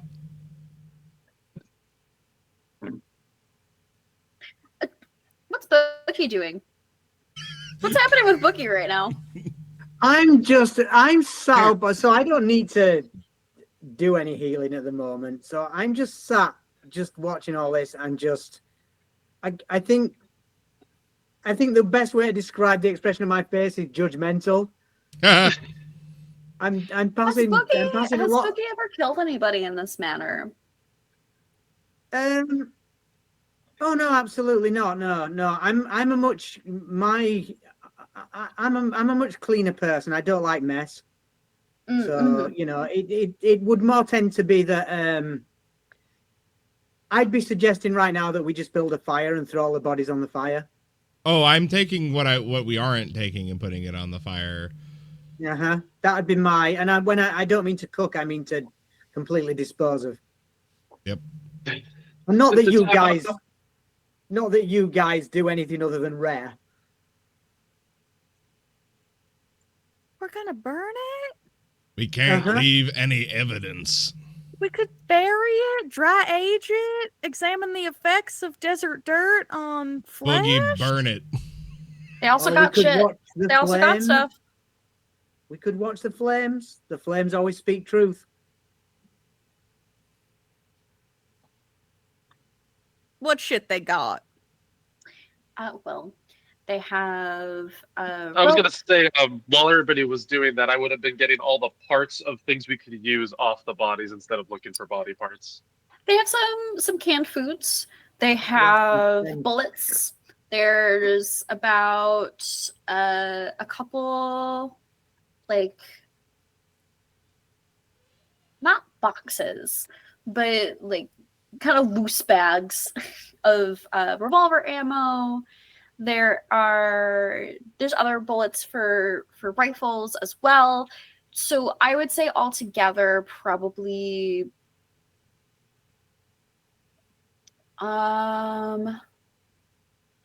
let's just roll for it. Let's do. By the way, the rifle that you have, Mike, you do have to reload after every shot, just saying. Okay. Yeah, so I said one shot. Okay. 6 revolver bullets and 5 rifle bullets. Not bad. I'll take the revolver ammo. There is also a lantern with some oil in it still. There is some flint and steel. There are also flasks of whiskey. There's a harmonica. Whiskey. Oh, it's flammable. Can I take some whiskey as well, please? There's definitely enough. There's at least like 3 flasks of whiskey that they're all kind of like sharing among themselves. I'll take a flask of whiskey. It's it's flammable. Self-immolating Molotov cocktail. Nice. That's kind of fun, actually. I'm down for that. And then also a hunting knife. That would probably be good in Sally's hand. What's your scuffle, Sally? 2. It will get bigger. And what is your strength? 4. I think you are literally the strongest person in our group. You are, yeah. You are, yeah. Yeah. I made sure to put stuff in being big and strong. Yeah. I'll take the knife. Excellent. I'll get you the stats for that real quick. Thank you. I'm not going to count the bone saw as a weapon. I'm going to count it as a tool of the trade. Agreed. Okay, so your knife is one-handed. You get +1 when using it. It does 2 damage, and the range is close. Okay. Thank you. All right. So we take what we can and burn the rest. That's general consensus. Yeah. No evidence. Okay. No evidence. Boogie, you help to manipulate the campfire and turn it into more of a bonfire. It grows and gets hot enough that it is able to burn what is left. which is like sleeping bags. There's like some blankets. There's some leftover parts that Sally wishes she could have used. Just Just things, wasteful. Mm-mm. and It's what we would have wanted. as you watch the rest of it burn, you start to see more and more of the sun rise. The sky above you is turning pinks and purples and oranges. The very top is this soft blue that is sort of trying to welcome the sun, as it's a very misty morning. And you guys have places to be. Yeah, at that point, I would get on the grizzly and start riding out towards where we were headed. Excellent. You still have a little bit of ways to go. Can I have everybody roll drift again for me? No. This is gonna go terrible again. Well, yeah, with that attitude. Okay, excellent. Sorry, just give me a second. Oh, roll wrong number. Roll, Holy yeah, crap, those are some wrong Mike! numbers. Holy That, shit, damn! dude. How'd you get a 67? How'd you get a D67, my guy? All right. I'll Hey. take Okay, it. so that's 2 successes. Terry and Boogie, would any of you like to push this roll? Why Or would sorry, not Terry Terry. succeeded? I'm so sorry. I was like, whoa. I saw Mike's initial roll. Terry, sorry, not Terry. Terry, Yeah, you know fine. what? Boogie, Yeah. Boogie and Roberts. So, I mean, so let's have a look what I got on there. I got a 1 and a 3. So if I spent 2 resolve, could I roll them both again? Yes. I mean, I will spend 1 resolve and roll 3 dice. Okay. That was worse. oh, fuck off. Sorry. So Well, the last I time would spent 2 say- resolve, it was much better than that. I would say there is enough time to do some downtime. I am going to say,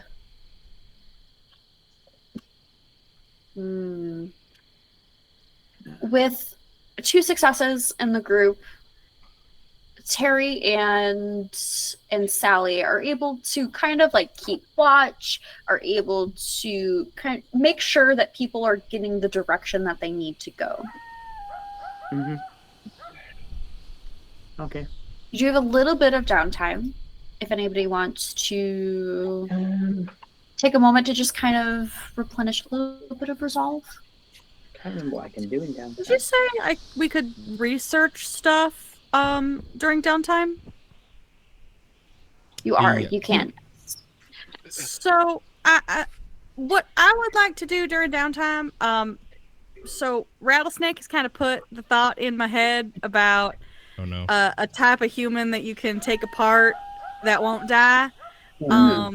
So I would like to, I suppose, just conduct my own scientific study on the human flesh that we have now and compare it to my own biology and see if I can. I would like to eventually learn, because what if I take apart multiple Reapers and put them together but different?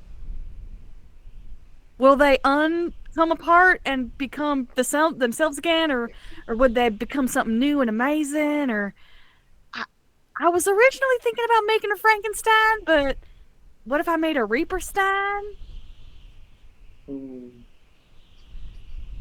So I would like to research some flesh. These are questions you're not supposed to be asking.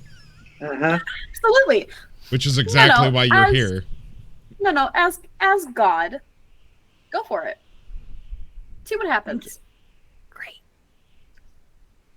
You gotta tell them. So you're researching, you said? So yes. So you are researching.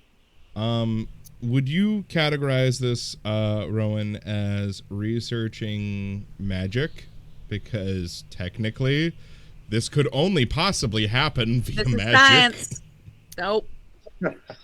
I reject that. Based on the rules of the game, that would be the only thing that we could really run it under. If you want to try and do it under history as research, we could do that too, but that... No, whatever you guys want. I'm committed to Sally the scientist, though. Yeah. But yes, you're describing magic as science. I would say for the purposes of this role, it would be magic. However, we are calling it science. Okie-doke. So what do I do? You're gonna take one stress. One resolve. God, I'm gonna have to do that so many times in this fucking book.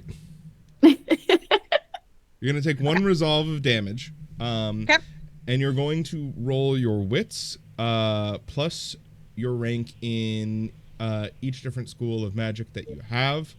I don't have any magic. So I would say roll your medical for this one. Oh yeah, that would That's very kind. Thank you. Wits and medical. Okay. Do I still get to keep my +1 medical? What do you get the +1 for? Sawbones tier 1 gets +1 medical versus target, but if it's my chunks. Yep. I want you to roll for this. Thank you. Okay, Ooh. so 2 successes.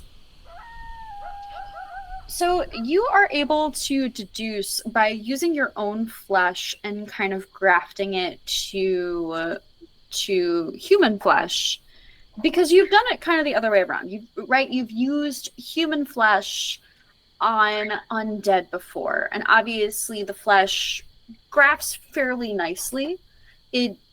Everybody was once human, was once mortal at some point, but you never really thought to kind of do it the other way around. Specifically with your flesh, because you are one of the undead that still has access to their original flesh in some ways, you graft a chunk of your forearm onto one of the available arms that you have. Now, this arm is sawed off. It is not on a living person. That's the next step. Yes. So the sample does start to take on the arm. However, much like blight on a tree, it slowly begins to bubble and scab around the edges. And you see sort of your corrupted flesh begin to take over. So it does seem to work the other way around as well. Cool. As an additional note, this would be considered a long-term project. Yeah, that's what I was thinking. Yeah, under your long-term projects, you would put this. Rowan, you will need to make a designate a rank to this. What is, like, in the long term of things, what Sally is doing, what would you rank that as? What would you rank that as? So if Sally wants to continue to experiment using undead flesh on live humans, I'm going to say that's rank 2. So you would need a total of 6 successes before your research is quote-unquote complete, Sally. Okay. And then if you wanted to jump straight to trying to stitch Reapers together, I can't wait. that is basically like the highest rank that you can go, which is 3 6. or 6, yeah. Okay. Which that would require you to have a total Can't of do it in 18 one shot, successes. Yes. Yeah. But that can be Sally's character sheet Long-term quest. goal. Yeah. Okay. So, that's going to be your downtime action. I am going to relax.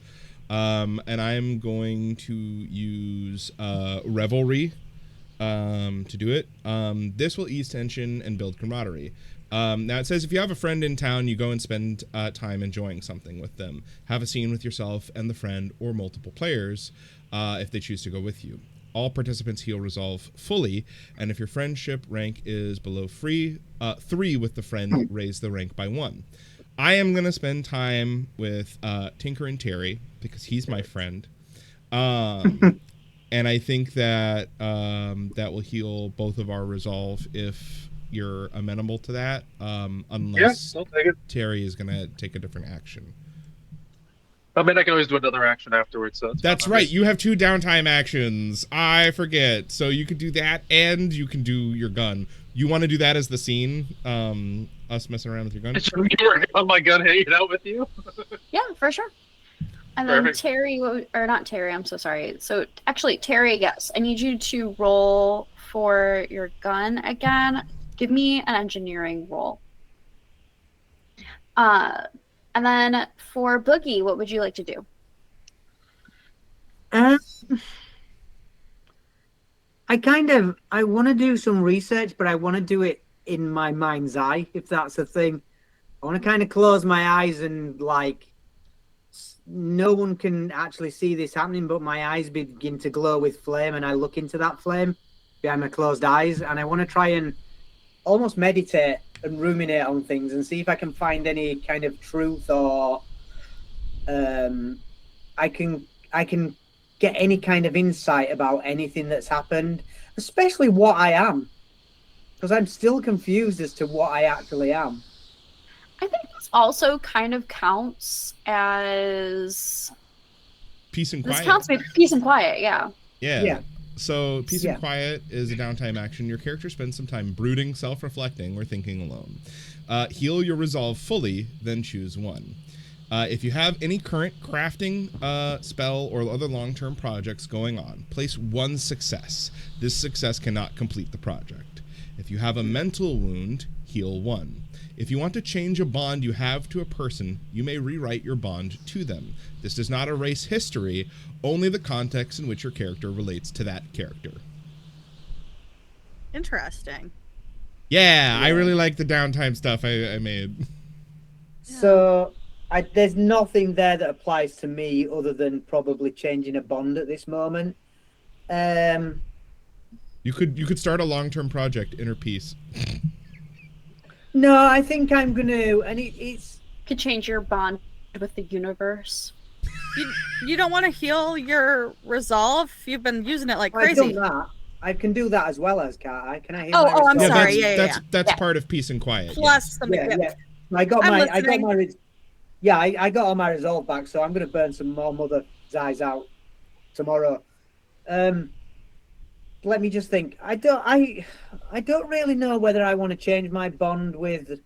I meditated on things, and I kind of feel that I understand that Rattlesnake has a lot of pain, and you know, as by the end of the day, I always find by the end of the day, his attitude towards me wears thin. But then if I sit and meditate, I can reboot that. So the next day I can go, this person obviously suffered at some point, and I will find out of Terry, even though Terry is loath to tell me anything about what's happened in Rattlesnake's life. I will find out because I know Rattlesnake is never going to tell me what's going on. Just so I can have more of an understanding, because, you know, I like everybody to be nice, and I understand that there's got to be a reason that Rattlesnake's such an asshat. So true. So yeah, I'm gonna. This is, unless I've got some other project going down, this is going to be a regular thing for me. But I also want to gain an understanding of what I am, which I don't want that to get too deep. But I guess there's some things about life force and things that I don't understand, and I want to try and get a deeper meaning behind that. And who knows, maybe one day I control it a little bit. Well, that's, you know, maybe gaze into the abyss too long. Okay. As you stare into the light that you generate behind your eyelids, you come to a realization and also an understanding that hellhounds have often had a place in society of shining a bright light on injustices, on things that are kept in shadow. And oftentimes, when you shine a bright light, it can also cast a large shadow. So sometimes when you think about how bright your light is, how bright your passion is, and how much of a shining person you are, sometimes that can make the shadow in other people grow darker and longer. And so you've come to the realization that when you talk to Roberts, your light is often too bright, and that's why he is so combative. So maybe next time when you talk to him, you shine a little bit more gentle. You give him a little bit more time to release some of his shadow. And maybe you can, Alex, and maybe, just maybe, he will start to step into your light and out of his shadow.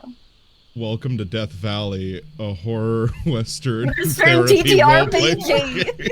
That's beautiful. Can I do my scene with Terry while he's working on the gun? Yeah, beautiful. Thank you. Mike, don't forget to roll for your engineering. Yes. That was really good, by the way. Yeah, thank you. Also, question the real fast for that. The gun I'm making, is it tier 1 or can I bump it up a couple of tiers? Because technically I don't need a tier 1 gun. You can. You would need more successes. That's Yeah. fine. You've already kind of started it, and it's like half finished at this point. It would be adding on more successes, essentially, that you would need. Cool, because I have Craftsman 3, so I can make it, I think, a tier 3 or tier 4 to 6, but... Cool. You can make it so when it starts hitting tier 4 and 6, that's like a legendary or an artifact item. Gotcha. It's just going to take a long time. Now, after you hit the first tier, it is a usable item. But if anything happens to it, you're fucking up your progress on working on it. Okay. So while So it you might be set better up your just to complete it and then rework on it, essentially. I'll follow you now. So while you're working on the gun, Roberts kind of comes over to you while you're working, and he puts his hand out, kind of nonchalantly, and he goes, "Did you get the last one?" You would assume he's Last talking about one. the bullet. Oh, okay, good. Yeah, I was thinking, and I kind of toss out the silver bullet, give it to him, right there. He tucks it into the pouch that he has the other bullets in, and he goes, "So, we're finally gonna get them. What do you think you're gonna do after this?" I don't know. And I kind of start putting a gear in tighter into the gun. I guess make more guns. You ain't got a magnum opus, no long straught ideas. I always wanted to make all just guns, though, man. You make do a bigger realize bubble. that if you don't have Bullet. something to obsess over, you will die, right? I understand, but keep making guns forever. Right, but you kind of need a more attainable goal.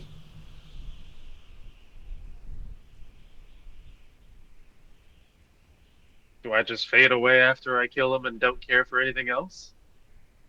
I mean, yeah, that's usually how it goes for revenants.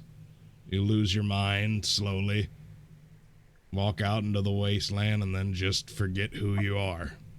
And frankly, and don't you dare tell anyone I said this, I don't want to see that. I will kill you if you tell anyone. I guess I'll bite that bullet when I get there. Not telling people, but figuring out what I gotta do next. Just give it something to think on. Terry, give me an engineering roll. You need 2 successes to finish your gun right here, right now. 7 plus 2 plus 2 is 11. All right. Oh, jeez, Louise. 1 success. You are close. You can push your roll if you would like. Is You my just got your resolve resolve already healed? Yeah, then I'll push one more. That's -4, so back to my 7. All right, and that is a Hey! success. As you push the last pin into place, it clicks. You spin the barrel. You now have a working revolver and bullets from before that you were able to scavenge. You see, as this conversation is taking place, the town of Shady Rock off in the distance, getting closer and closer. The ground of Shady Rock looks sick. It is discolored. It is dry, but not in the way that the desert is dry. In the way that it is petrified. Like all of the liquid was pulled out and it is mummified vegetation.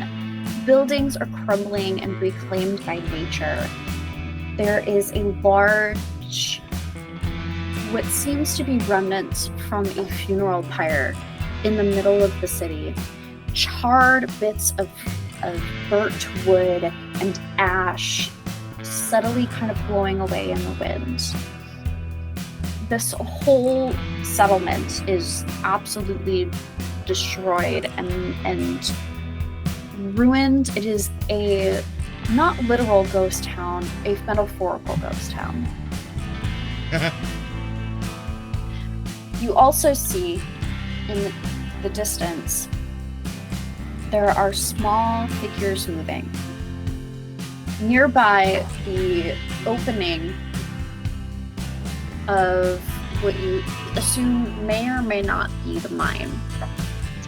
There, all you see is large outcroppings of rock that are kind of pulled away from the mountainside nearby where Shady Rock was made and kept in the shadows. There are 3 figures, and as you start to get closer, Roberts, you notice some of the similarities in the clothes that they are wearing. It appears that these are 3 Thanatos Guild members, standing outside, distracted, looking around for something. And that's where we're going to end the session. No! Damn. So, next time will be our very last session. We will hopefully have some really fun things in the works. It is going to be pretty high intensity, so it is a good thing that people healed their resolve when they could. And you are... I don't know where I was going with that thought. I'm gonna cut it out later. Fix it at post. Do we want to do Experience thing on camera as like a learning thing? Absolutely, let's do that. So, for the viewers at home, very, very quickly, we're going to run through the experience process. So, much like other systems, at this point, at the end of every session, there are questions that you're going to be answering, and you gain a certain level of experience based off of how many, affirmative answers you give to questions. So, really quickly.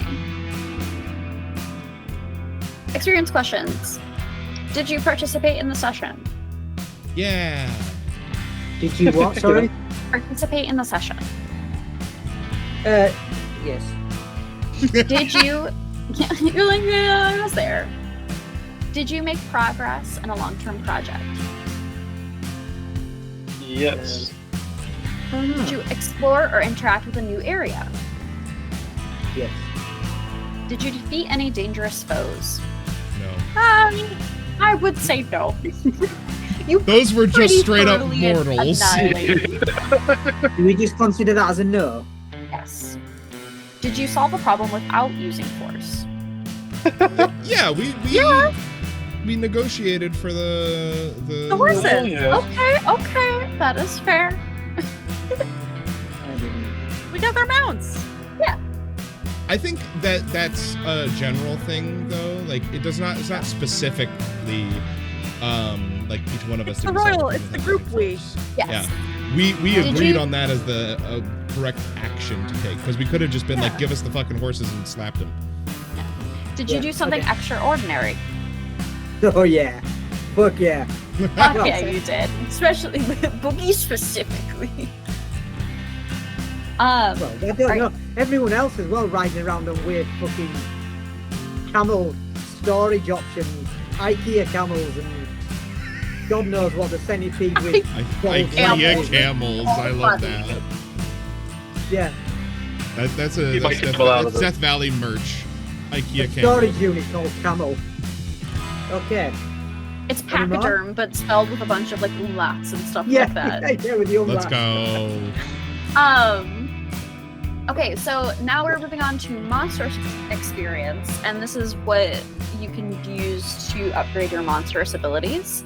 So, questions: did you break mentally? No, none of us did. Did you kill a living person to heal? I think Sally did. One of Sure us did. Did you put your friends in danger for your own benefit? Did you Not yet. sacrifice something someone else cared about? Well, Did you care about that silver bullet? I did. fucking did, yeah. That was very Yeah, yeah. important to me. Hang on. I sacrificed the silver bullet as well. He was going to Silver sacrifice bullet. it. I do think that goes specifically to Tim. Yeah. Because Yeah. you saved it for me. You did a nice guy thing. Well, I didn't. Not you. Yeah. You didn't really Mike sacrifice. I also saved it. stole it, like openly. Yeah, but Tim's character didn't care about that silver bullet. Oh no, Okay, that's okay. Yeah, I didn't. And that's how we get experience. And so that's how you get experience. So what do I do with the yeses? Yes, That's it's just a so- 1-for-1. Oh, okay, so I can just put them wherever I want. Oh, okay. So you have a number of experience equal to the number of yeses you have. Oh, You will be able to spend experience. Later, I can go further into depth about that. But essentially, you can raise a skill, which costs experience equal to 5 times the number it's being raised to. You can get a specialty, which costs 5 experience, or you can buy a rank in magic, which will cost 10 experience. And there must be a tutor to teach you the magic, unless stated otherwise. so unless we got 5, we can't really do anything. 5's the baseline for doing Correct, something, right? but we did have experience from the session before that we can go off of. Yeah, facts. Yeah. And we will do that off camera because it is time to go. Thank you, everybody, so much for joining us for today's session. Again, if you are interested in the session, if you are interested in the story that we are telling, and you're interested in the world of Death Valley, a horror Western ttrpg, head over to turtlepit.com to check out more, or you can follow any of the links that we have available, including the QR code, to head over to the Backer Kit. The Backer Kit is now live. Tim, remind me, if you pledge, is that a Oh, the bullet? pledge. So that's pre-launch. So depending on when this goes out, on the pre-launch, is if you pre-pledge $2, you get a free bronze bullet. Gotcha. Cool. Which is a Also, D6. Which is actually also a D6 as well, which is usable in the game, and we will have full sets of D6 bullets as well. I was also told there's going to be a wrist bandolier, and I'm going to get that for sure and wear my dice on my wrist. Absolutely. Always wear your dice on your wrist. Head over to the Backer side Kit. note, Yeah. completely random. Don't take these dice with you on a plane. You will be questioned every No. time. Don't do it. Just something we Don't experienced. travel with Anyway, Thank you not so bad. It's not much. illegal. You'll be questioned. Thank you so much for joining us today. I have been your GM, and yeehaw! Yeehaw! Yeehaw! Oh. Good night, everyone.